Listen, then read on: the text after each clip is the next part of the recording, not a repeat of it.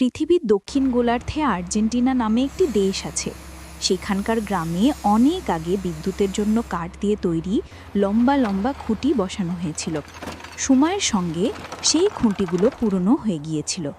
একদিন কিছু বিদ্যুৎ কর্মী পুরনো খুঁটিগুলো বদলানোর কাজ করছিলেন। সেই কাজের তত্ত্বাবধায়ক ছিলেন একজন দয়ালু মানুষ।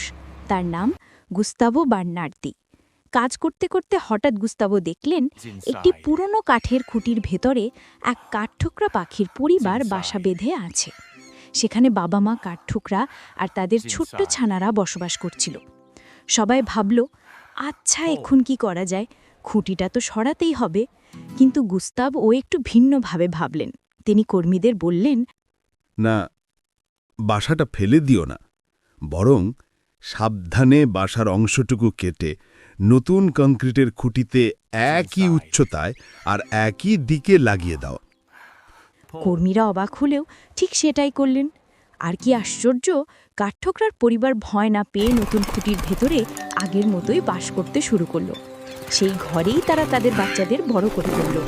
বছর পেরিয়ে গেল, ঋতু পাল্টালো, তবুও কাঠঠোকরা পরিবার বারবার সেই একই জায়গায় ফিরে আসত। এই গল্প থেকে আমরা শিখলাম, কখনো কখনো সামান্য দয়াও বড় পরিবর্তন আনতে পারে।